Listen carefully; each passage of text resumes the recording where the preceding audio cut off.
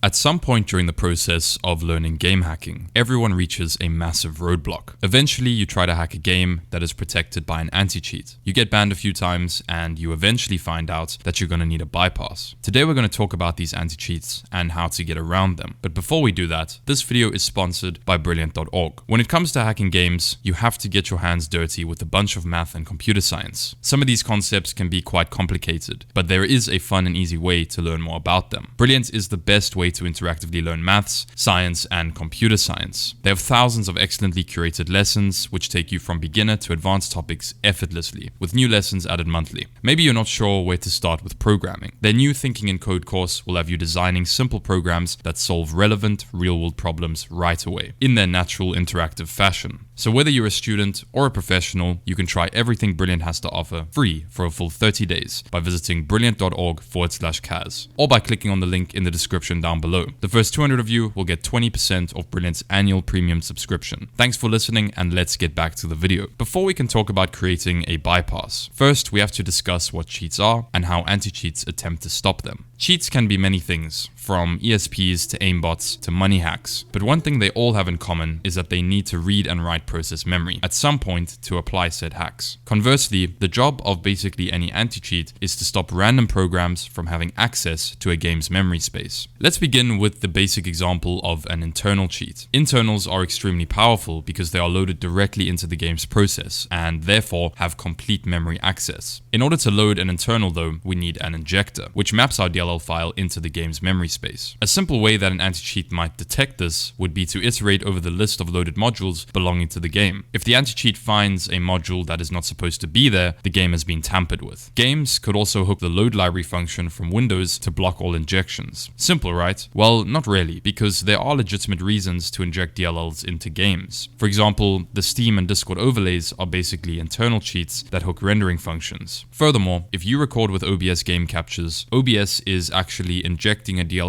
into the game to record it. Even if the game blocks all DLL injection, like CSGO started doing a few years ago, there are still ways for cheaters to get around this with manual mapping. The idea behind manual mapping is that we emulate the load library function from Windows, but with a very important difference. We selectively do not add the code which puts our DLL into the loaded module list of the program. This also bypasses the load library hook that I mentioned earlier, because we never have to call that function. I hope this shows that a bypass is not an object or a project or just straight up magic. Anything that gets you and your cheat around an anti-cheat is considered a bypass. There is basically an infinite amount of bypasses. It just takes some skill, experience, luck, and creativity to find them. Anyway, let's move into the external realm as things get a little bit more interesting there. The easiest way to access a game's memory from your own process would be to open a handle to the game with the highest privilege level. Once you have the handle, you can literally use the read and write process memory functions from the Windows API to obviously manipulate the game's memory. There's quite a large problem though. This is literally the simplest way to do it, and therefore it is also the easiest for an anti-cheat to detect. Fortunately, user mode anti-cheats cannot detect read or write memory operations, but what they can do is stop you from getting a handle to the game. They do this by hooking the open process function from Windows and blocking any handles that you are trying to create. If you're inexperienced with the kernel and have to stay in user mode, one way to get around this is by hijacking another process's legitimate handle to the game and using that handle to do your memory operations. But this will only work for user mode anti-cheats, because kernel anti-cheats have a lot more privilege and therefore a lot more opportunity to detect your hacks. Since we are on the topic of kernel mode and user mode anti-cheats, let's take a moment to go over the differences. A user mode anti-cheat is like any other program. It doesn't have very much privilege over your computer as a whole. These anti-cheats usually do simple operations like integrity checks on the game's files to stop people from simply byte patching the game files on their disk. These anti-cheats are also famous for something called signature detection. This is a very simple way of detecting cheats by generating a unique signature that represents the cheat's binary file, then constantly scanning your game or the game's files for said signature. There might be many thousands of these signatures in a database somewhere, and if one is found in your client, you get a ban because you're cheating. If you've been in the community for long enough, you might remember a meme called junk code. This is where pasters would fill cheats with random, useless code with the sole purpose of changing the signature of their cheat cheats. In theory this works, but in practice your compiler would just optimize all the junk code out, creating no difference in your binary. Finally, the last important way that these anti-cheats detect cheaters is by hooking common Windows API functions used in cheats. I already mentioned a few of these, for example hooking load library to block injections or hooking open process to stop hackers from creating handles to the game. Moving on to kernel anti-cheats, these do everything that user mode anti-cheats do and more. Simply put, a kernel anti-cheat is a driver that's going to monitor your entire system with most of its attention focused on the game it's protecting. Kernel anti-cheats can very easily completely block all the techniques that we use in user mode.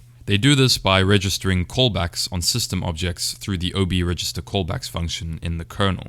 This will send a notification to their driver about every object manager event that's taking place. They can simply check if the process in question is their game, and if it is, they will strip the read and write privileges from the handle that you are trying to open. This is why, if you try open a handle or even inject a DLL into a kernel protected game, it simply won't work. In fact, it's very unlikely that you would even get a ban because they didn't even let you begin cheating in the first place. Now, don't get the wrong idea. If the anti-cheat developers are incompetent, there will certainly be ways to get around their kernel anti-cheat from user mode. But that's going to require a bunch of reverse engineering, research, and ingenuity. The easiest way to get around a kernel anti-cheat is to actually enter the kernel yourself by programming your own kernel driver. I've already made a video on the topic of drivers and why you need them to bypass anti-cheats, so I'll leave a link in the description down below and you can go check that out when you're done here. But the basic idea is that you need to fight fire with fire. A decent kernel anti-cheat will make it almost impossible for you to hack from user mode. By creating your own driver, you'll be able to directly access kernel functions, which gives you a lot more opportunity to bypass the anti-cheat. Just like how the anti-cheat has more opportunity to detect your cheats when it's in the kernel. All the cheats that I've mentioned up to this point have been what we call software cheats. You program an application which runs in the same operating system as your game. You then exploit the operating system to gain access to said game. But what if I told you it doesn't have to be like this? There's another type of cheat that exists. We call them hardware cheats. Instead of exploiting the operating system, what if we could exploit the hardware that the operating system runs on? Well, let me introduce you to something called DMA. DMA stands for Direct Memory Access. It's a technology that was made basically to bypass the CPU. To give you an example, think of plugging an Ethernet cable into your computer. At any time, that cable might be transferring gigabits of data from the internet into your system. In the old days, your CPU would have to process each and every bit of that data, taking up precious CPU cycles. DMA allows your network card to directly place the data into your system without the CPU, effectively making the operation more efficient. Hardware cheats require you to buy a DMA device, and you'll also need a separate computer to run the cheats on. You can plug the DMA box into your computer via PCIe, and then you can also plug the box into a separate computer with USB. This will allow your second computer to read and write to the first computer's memory, where you're running the game. With this setup, there are literally no cheats running on your system. They're all running on a separate computer that a software anti-cheat simply cannot detect. Anyway, ladies and gentlemen, thanks for watching the video. I hope you enjoyed it. As always, be sure to check out my socials down below, and a massive shout out goes to the following patrons. You guys are awesome. Leave any comments or suggestions down below, and until next time, cheers and peace out.